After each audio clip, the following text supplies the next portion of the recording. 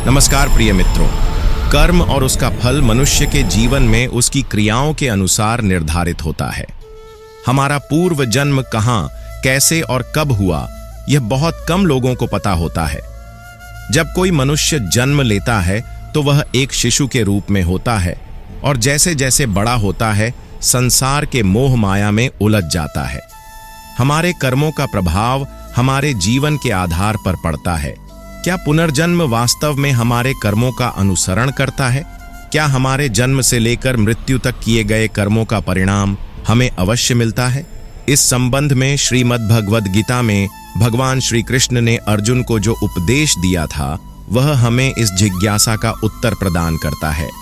अच्छे कर्म करने वालों को कष्ट और बुरे कर्म करने वालों को सुख क्यों? अक्सर यह देखा जाता है कि जो लोग अच्छे कर्म करते हैं वे जीवन में कठिनाइयों का सामना करते हैं, जबकि बुरे कर्म करने वाले लोग सुखपूर्वक जीवन जीते हैं। अच्छे कर्म करने वाले यह सोचकर दुखी हो जाते हैं कि उन्हें इतनी कठिन परीक्षाओं का सामना क्यों करना पड़ रहा है, जबकि अधर्म के मार्ग पर चलने वाले लोग आनंदमय जीवन बिता रहे हैं। यदि आपके मन में भी यह प्रश्न आया है तो इसका उत्तर श्रीमद् भगवद गीता में स्पष्ट रूप से दिया गया है। एक बार अर्जुन किसी दुविधा में थे। वे श्री कृष्ण के पास गए और पूछा, हे माधव, मुझे यह जानना है कि अच्छे लोगों के साथ सदैव बुरा ही क्यों होता है, वहीं जो लोग अधर्म के मार्ग पर चलते हैं वे सुखी जीवन व्यतीत करते हैं। क्या पूर्व जन्म के कर्मों का फल हमें अगले जन्म में भी मिलता है? अर्जुन के इस प्रश्न को सुनकर भगवान श्री कृष्ण मुस्कुराए और बोले, मनुष्य जैसा सोचता है और महसूस करता है वैसा हमेशा नहीं होता। अज्ञानता के कारण वह सच्चाई को समझ नहीं पाता। अर्जुन भी इस बात को पूरी तरह नहीं समझ सके। तब श्री कृष्ण ने उन्हें एक कथा सुनाई जिससे यह स्पष्ट हो सके कि हर प्राणी को उसके कर्मों के अनुसार ही फल प्राप्त होता है। श्री कृष्ण ने कहा, पार्थ, मैं तुम्हें एक कथा सुनाता हूं। इसे सुनकर तुम समझ जाओगे कि प्रकृति हर किसी को अपनी राह चुनने का अवसर देती है। यह मनुष्य की इच्छा पर निर्भर करता है कि वह धर्म का मार्ग अपनाता है या अधर्म का।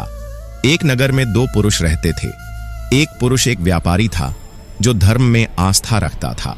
वह नित्य मंदिर जाता, पूजा पाठ करता और दान दक्षिणा में विश्वास रखता था।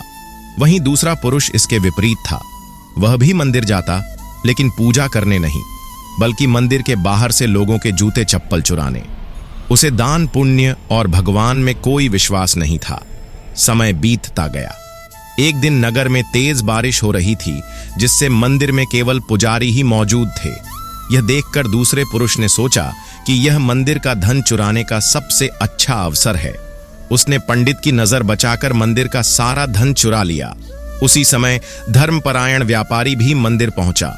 दुर्भाग्यवश पुजारी ने उसे ही चोर समझ लिया और शोर मचा दिया। लोग एकत्र हो गए और उसे खूब पीटा। किसी तरह वह वहां से बच निकला, लेकिन मंदिर के बाहर ही एक गाड़ी से टकराकर घायल हो गया।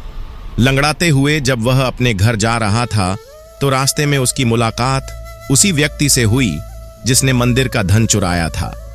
वह प्रसन्नता से कह रहा था, आज मेरी किस्मत चमक गई, एक साथ इतना धन मिल गया। यह देखकर व्यापारी को अत्यंत दुख हुआ।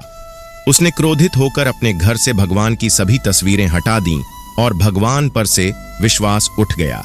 कुछ वर्षों बाद दोनों पुरुषों की मृत्यु हो गई। मृत्यु के पश्चात वे यमराज की सभा में पहुंचे। वहां व्यापारी ने उस चोर को धन की भारी पोटली के साथ देखा तो उसे और भी क्रोध आया। उसने यमराज से पूछा, मैंने सदैव अच्छे कर्म किए, दान पुण्य में विश्वास रखा, फिर भी मुझे अपमान और दुख ही मिला। वहीं इस व्यक्ति ने हमेशा बुरे कर्म किए और इसे इतना धन प्राप्त हुआ। यह भेदभाव क्यों? यमराज मुस्कुराए और बोले, पुत्र, तुम गलत समझ रहे हो। जिस दिन तुम्हारी गाड़ी से टक्कर हुई थी वह तुम्हारे जीवन का अंतिम दिन था, किंतु तुम्हारे उत्तम कर्मों के कारण तुम्हारी मृत्यु केवल एक मामूली चोट में बदल गई। तुम्हारा जीवन बढ़ गया। अब इस दुष्ट व्यक्ति की बात करो।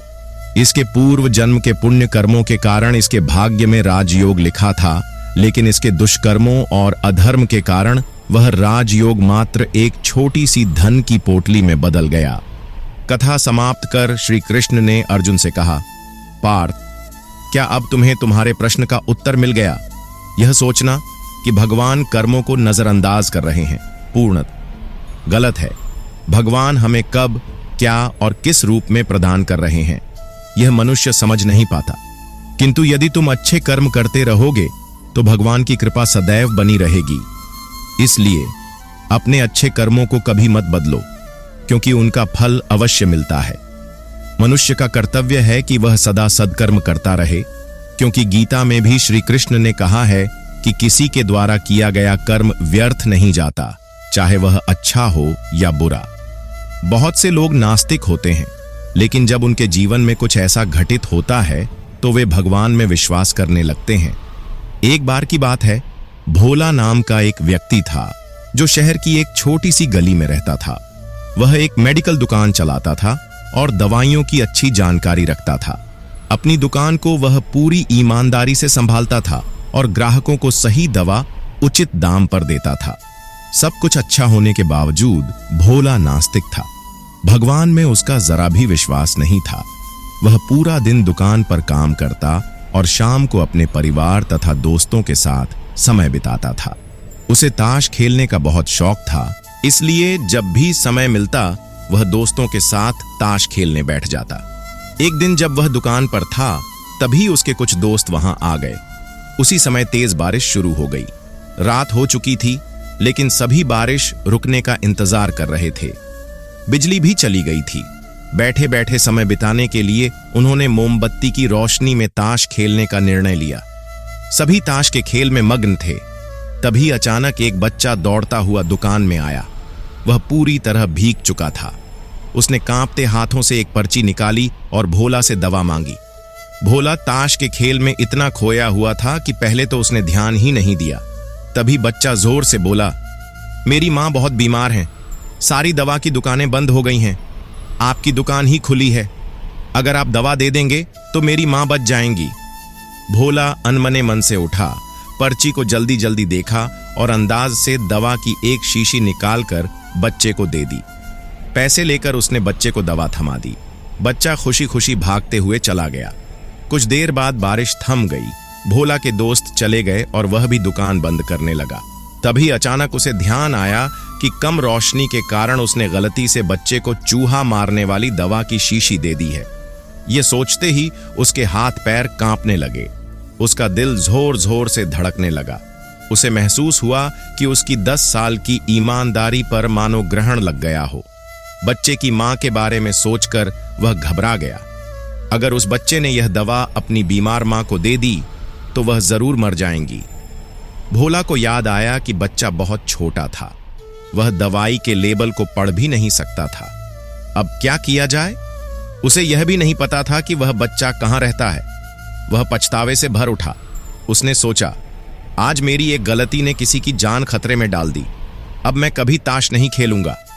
लेकिन यह निर्णय बाद की बात थी। फिलहाल उसे बच्चे की मां की जान बचानी थी। उसकी आंखों के सामने उस मासूम बच्चे का चेहरा घूमने लगा, जिसमें अपनी मां के बचने की उम्मीद झलक रही थी। घर जाने की उसकी इच्छा अब खत्म हो चुकी थी। दुविधा और बेचैनी ने उसे पूरी तरह घेर लिया था। घबराहट में वह इधर उधर देखने लगा। तभी पहली बार उसकी नजर दीवार के उस कोने पर पड़ी जहां उसके पिता ने दुकान के उद्घाटन के समय भगवान श्री कृष्ण की एक तस्वीर स्थापित की थी। उसके पिता ने तब कहा था, भगवान की भक्ति में अपार शक्ति होती है। वह हर जगह व्याप्त हैं और हमें सदैव अच्छे कार्य करने की प्रेरणा देते हैं। आज भोला को अपने पिता की कही सारी बातें याद आने लगीं। उसने पहली बार इस अद्भुत शक्ति को आजमाने का निश्चय किया। उसे याद था कि उसके पिता भगवान की तस्वीर के सामने हाथ जोड़कर, आंखें बंद कर श्रद्धा से प्रार्थना किया करते थे। आज उसने भी वैसा ही किया। कमरे के कोने में रखी धूल से भरी श्री कृष्ण की तस्वीर को देखते हुए उसने आंखें बंद कीं और दोनों हाथ जोड़कर श्रद्धा से वहीं बैठ गया। कुछ देर बाद वहीं छोटा बच्चा फिर से दुकान में आया। भोला के पसीने छूटने लगे। वह बहुत अधीर हो उठा। घबराहट में उसने पसीना पोंछते हुए बच्चे से पूछा, क्या बात है बेटा, तुम्हें क्या चाहिए? बच्चे की आंखों से आंसू छलक पड़े।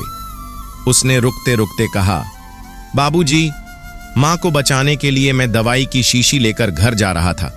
घर के करीब पहुंच भी गया था, लेकिन बारिश की वजह से आंगन में पानी भर गया था। मैं फिसल गया और दवाई की शीशी गिरकर टूट गई। क्या आप मुझे वही दवाई की दूसरी शीशी दे सकते हैं? भोला को जैसे जीवन दान मिल गया।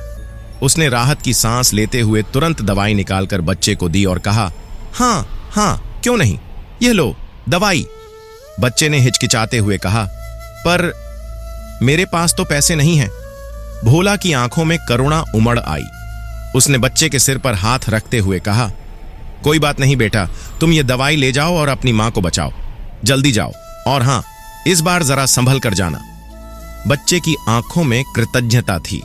उसने कहा, अच्छा बाबूजी, और खुशी खुशी दौड़ पड़ा। अब भोला की जान में जान आई। उसने भगवान को धन्यवाद दिया और अपने हाथों से धूल भरी तस्वीर को उठाकर अपनी धोती से साफ किया। फिर श्रद्धा से उसे अपने माथे से लगाया। आज उसे समझ आ गया था कि यदि सच्चे मन से भगवान को पुकारा जाए तो वे अवश्य रक्षा करते हैं और सारे संकट हर लेते हैं। दोस्तों, जब हमें अगले जन्म की दिशा का ज्ञान ही नहीं है तो हमें क्यों सिर्फ अच्छे कर्म करने चाहिए? क्या कोई घटना हमारे पूर्व जन्म के कर्मों का परिणाम होती है या इस जन्म के कर्मों का? यही सोचने का विषय है। कर्मों का सिद्धांत सदियों से मानव जीवन का एक महत्वपूर्ण विषय रहा है। कई लोग यह मानते हैं कि इस जन्म में जो भी सुख दुख, कठिनाइयां या सफलताएं हमें मिलती हैं, वे हमारे पूर्व जन्म के कर्मों का परिणाम होती हैं। पर क्या वास्तव में ऐसा ही होता है? धार्मिक ग्रंथों में यह उल्लेख मिलता है कि किसी विशेष प्रकार के कर्मों के परिणाम स्वरूप किसी को किन्नर रूप में जन्म लेना पड़ सकता है। मान्यता है कि यदि किसी व्यक्ति ने पूर्व जन्म में किसी का अपमान किया हो, स्त्रियों का अनादर किया हो या किसी की संतान प्राप्ति में बाधा डाली हो, तो उसे अगले जन्म में किन्नर योनि में जन्म लेना पड़ सकता है। हालांकि यह आध्यात्मिक विश्वासों पर आधारित है। वैज्ञानिक दृष्टि से इसका कोई प्रमाण नहीं है। क्या सच में हमें पूर्व जन्म के कर्मों का फल इस जन्म में भोगना पड़ता है? यह सवाल हमेशा से ही गहरे विचार और चिंतन का विषय रहा है। यदि यह सत्य है तो कई लोग यह पूछते हैं कि बेरोजगारी, विवाह में बाधा या धन की हानि क्या पूर्व जन्म के कर्मों का ही परिणाम है? यदि किसी व्यक्ति ने अपने पूर्व जन्म में संपत्ति का गलत उपयोग किया हो, दान पुण्य करने से कतराया हो या दूसरों के साथ अन्याय किया हो, तो यह संभव है कि इस जन्म में उसे आर्थिक कठिनाइयों का सामना करना पड़े। लेकिन यह भी सत्य है कि केवल पूर्व जन्म के कर्म ही किसी व्यक्ति के जीवन को निर्धारित नहीं करते, बल्कि इस जन्म के पुरुषार्थ, मेहनत और सही दिशा में किए गए प्रयास भी उतने ही महत्वपूर्ण होते हैं। उदाहरण के लिए, यदि कोई व्यक्ति बेरोजगार है और शादी नहीं हो रही है, तो इसका कारण यह भी हो सकता है कि उसने समय पर सही प्रयास नहीं किए। मेहनत और प्रयास से परिस्थितियां बदली जा सकती हैं। यह कहना कि बेरोजगारी केवल पूर्व जन्म के कर्मों का परिणाम है, एक प्रकार से अपने कर्तव्य से मुंह मोड़ने जैसा होगा। यदि कोई व्यक्ति बिना हाथ पैर के जन्म लेता है तो यह तर्क दिया जा सकता है कि यह उसके पूर्व जन्म के कर्मों का परिणाम हो सकता है। लेकिन यदि कोई व्यक्ति स्वस्थ शरीर के साथ जन्म लेने के बावजूद बेरोजगार है, तो यह उसकी स्वयं की मेहनत और प्रयासों पर निर्भर करता है। गरीब पैदा होना कोई गलत बात नहीं है, लेकिन गरीब ही मर जाना गलत है। यदि हमारे हाथ पैर सही सलामत हैं, तो हम मेहनत करके अपनी परिस्थितियां बदल सकते हैं। आज के समय में ऐसे कई लोग हैं जिन्होंने शारीरिक असमर्थता के बावजूद सफलता प्राप्त की है। कर्मों का फल मिलने का सिद्धांत एक बीज के वृक्ष बनने की प्रक्रिया जैसा है। जब हम एक आम खाते हैं और उसकी गुठली को मिट्टी में डालकर पानी देते हैं, तो तुरंत फल नहीं मिलता। उसे वर्षों तक सही देखभाल की आवश्यकता होती है। इसी प्रकार हमारे कर्मों का फल तुरंत नहीं मिलता, बल्कि वह उपयुक्त समय आने पर मिलता है। यदि हमने पूर्व जन्म में किसी को कष्ट पहुंचाया है, तो इस जन्म में हमें उसका कई गुना अधिक कष्ट भोगना पड़ सकता है। वहीं यदि हमने किसी को सुख दिया है, तो उसका फल भी हमें कई गुना बढ़कर मिल सकता है। क्या कर्मों के आधार पर अगला जन्म निर्धारित होता है? यह विचार कई धर्मों और दर्शनों में प्रचलित है कि आत्मा जब तक मोक्ष प्राप्त नहीं कर लेती तब तक उसे कर्मों के अनुसार नए नए जन्म लेने पड़ते हैं। लेकिन क्या यह आवश्यक है कि हर जन्म का फल अगले जन्म में ही मिले? यह विचारणीय है। क्या ईश्वर इतना असहाय है कि इस जन्म के कर्मों का फल अगले जन्म में देता है? यह प्रश्न गहरे दर्शन से जुड़ा हुआ है। कुछ लोग मानते हैं कि ईश्वर कर्मों के फल तुरंत नहीं देता, बल्कि उन्हें सही समय पर परिपक्व होने देता है। यह भी कहा जाता है कि ईश्वर हमें केवल मार्ग दिखाते हैं, लेकिन कर्मों का फल हमें स्वयं ही भोगना पड़ता है। क्या यह सच है कि पूर्व जन्म के कर्मों का फल इस जन्म में भी मिलता है?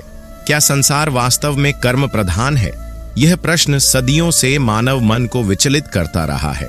संसार में प्रत्येक जीव अपने कर्मों के अनुसार फल प्राप्त करता है। सभी कर्मों का फल तुरंत मिले यह आवश्यक नहीं है। कुछ कर्मों का परिणाम तत्काल मिलता है, जबकि कुछ कर्मों का फल संचित होकर भविष्य में प्राप्त होता है।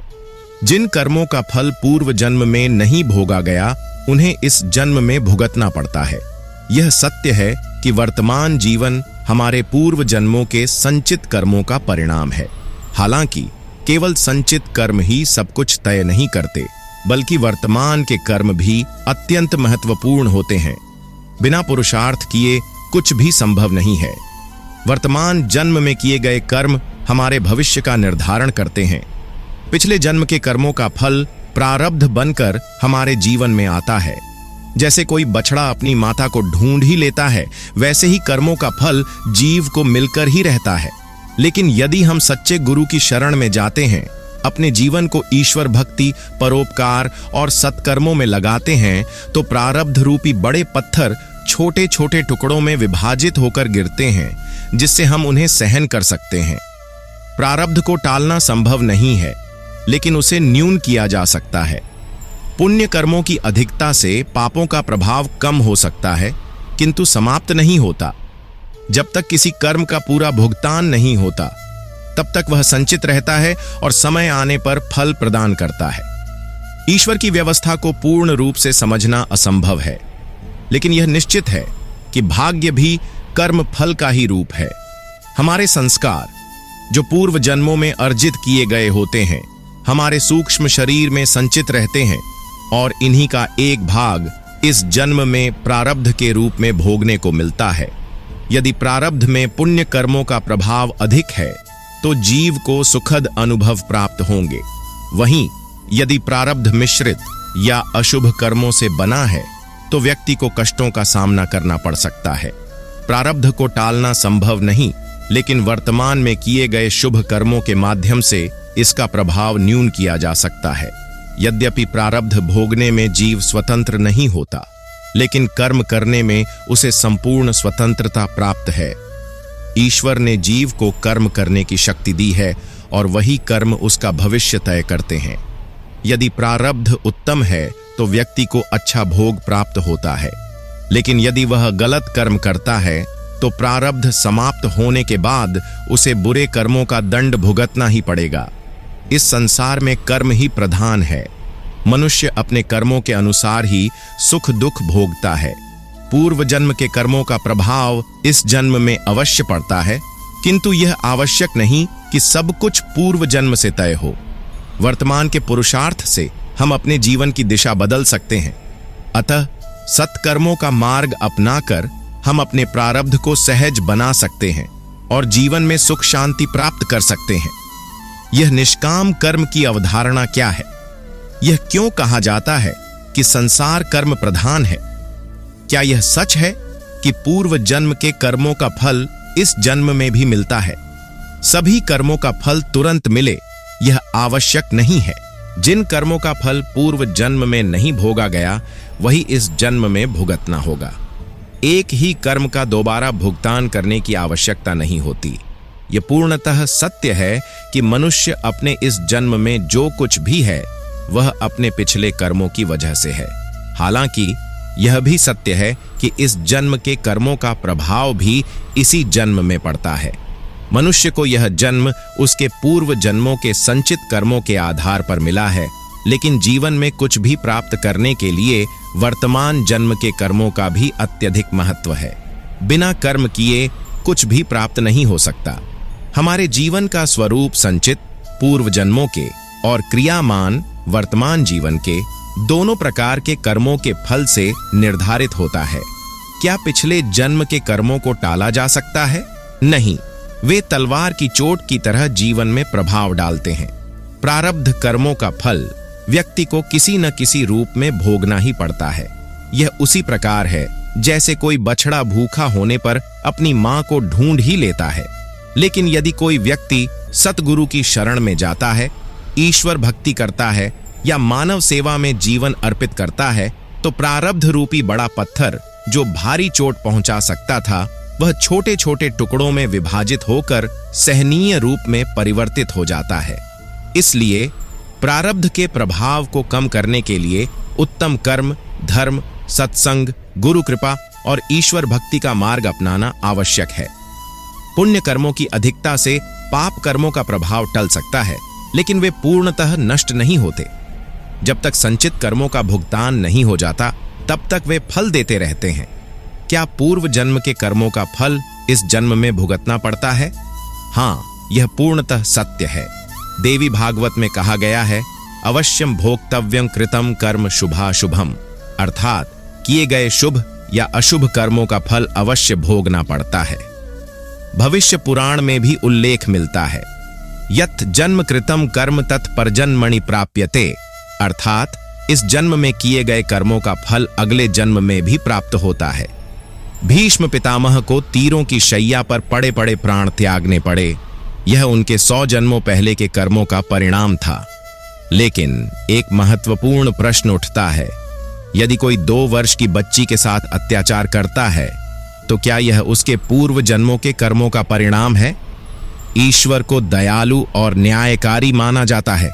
यदि कोई व्यक्ति यह कहे कि भगवान ने उस बच्ची को पूर्व जन्म के पापों की सजा दी, तो यह विचार क्रूरतापूर्ण होगा।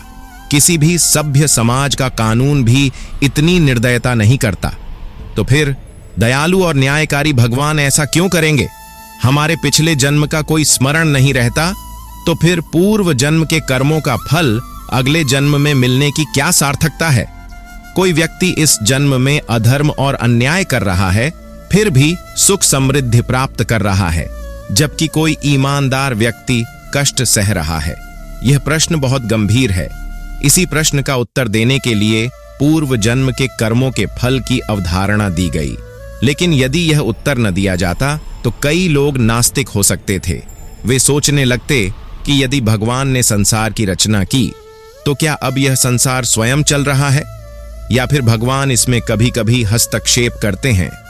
यदि व्यक्ति यह मानने लगे कि जो भी हो रहा है वह सब भगवान की इच्छा से हो रहा है, तो वह निष्क्रिय हो जाएगा।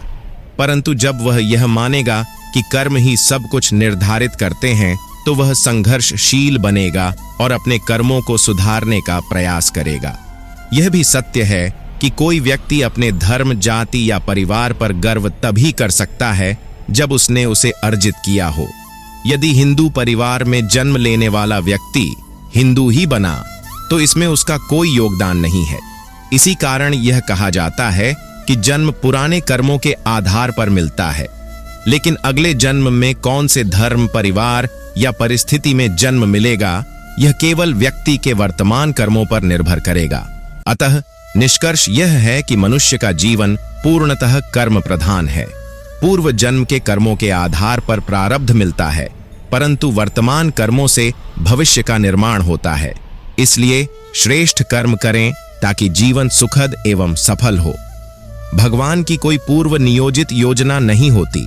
यदि कोई हिंदू चाहे तो वह धर्म परिवर्तन करके मुस्लिम बन सकता है और मुस्लिम व्यक्ति हिंदू बन सकता है। इससे भी अधिक रोचक बात यह है कि मुस्लिम होने के बावजूद वेद या गीता पढ़ने पर कोई पाबंदी नहीं है। इसी प्रकार हिंदू भी बिना किसी धर्म परिवर्तन के अन्य धर्म ग्रंथों का अध्ययन कर सकते हैं। एक मजदूर अपने ऊपर हो रहे अन्याय को अपना नसीब मानकर चुप रहने के बजाय उसके खिलाफ आवाज उठाएगा। वह समझ जाएगा कि किसी के महंगे कपड़ों को देखकर उसे सलाम ठोकने की कोई जरूरत नहीं है। उसे यह एहसास होगा कि भगवान उसके बच्चों को भूख से तड़पाने के लिए जिम्मेदार नहीं हैं और न ही भगवान उसके बच्चों को मजदूर बनने के लिए मजबूर करते हैं, बल्कि यह एक सामाजिक व्यवस्था है जो अमीर को और अमीर तथा गरीब को और गरीब बनाए रखने पर तुली हुई है। यदि हमें अपने कर्मों का फल इसी जन्म में प्राप्त होता तो शायद ही हम इसके पीछे के कारण को समझ पाते। भगवान कर्मों की सजा इसी जन्म में क्यों नहीं देते? यदि कर्मों का फल अगले जन्म में मिलता है तो हमें अपने पिछले कर्मों की याद भी नहीं रहती। ऐसे में हम भगवान से शिकायत करते हैं कि हमारे साथ अन्याय क्यों हो रहा है। यदि कर्मों का फल इसी जन्म में मिले तो हमें अपनी गलतियों का एहसास होगा और हम उन्हें सुधार सकते हैं। कर्म फल का सिद्धांत मानव जीवन को दिशा देने के लिए बनाया गया था। जहां गरीबी थी वहां कयामत का सिद्धांत चला और जहां अमीरी थी वहां पुनर्जन्म का सिद्धांत प्रचारित किया गया। भारत एक समृद्ध देश था, इसलिए यहां धन और शक्ति से संपन्न लोगों को यह बताया गया कि यदि बुरे कर्म करोगे तो अगले जन्म में भुगतना पड़ेगा। यह डर दिखाया गया जिससे संपन्नता के नशे में चूर व्यक्ति धर्म करने से डरे। लेकिन जहां गरीबी थी वहां पुनर्जन्म का सिद्धांत सफल नहीं हो सकता था, क्योंकि जब इसी जन्म में जीवन कठिनाइयों से भरा हो तो अगले जन्म की चिंता कौन करेगा। इसलिए वहां कयामत का सिद्धांत प्रचारित किया गया। जो कुछ भी है बस यही जीवन है, इसे पूरी तरह से जियो, अच्छे कर्म करो, धन संपदा अर्जित करो, गरीबों की मदद करो। यदि कर्म करने का सिद्धांत मान्य है तो क्या हमें पिछले जन्म के कर्म इस जन्म में भोगने पड़ते हैं? सच यह है कि कर्म किसी भी जन्म के हों, यदि उनका उदय बाकी है तो वे कभी भी किसी भी जन्म में फल दे सकते हैं। जब हमारे वर्तमान जीवन में ही हमें अपने कर्मों का फल मिलता है तो यह सिद्ध होता है कि जैसा बोओगे वैसा ही काटोगे। इसलिए हमें सदैव अच्छे कर्म करने चाहिए और बुरे कर्मों से बचना चाहिए। तो दोस्तों, आज की ये रोचक यात्रा यहीं समाप्त होती है। अगर आपको यह वीडियो पसंद आया हो तो इसे लाइक करें, अपने विचार हमें कमेंट में बताएं और हमारे चैनल दिव्य यात्रा को सब्सक्राइब करना न भूलें। मिलते हैं अगले वीडियो में। जय श्री कृष्णा।